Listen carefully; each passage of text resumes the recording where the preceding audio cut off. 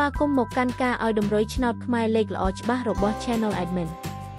ថ្ងៃនេះ Admin មានលេខល្អៗសម្រាប់ចែកជូនដល់ពុកម៉ែបងប្អូនយកទៅផ្សងសំណាងសម្រាប់ឆ្នោតខ្មែរថ្ងៃទី6 ខែតុលាឆ្នាំ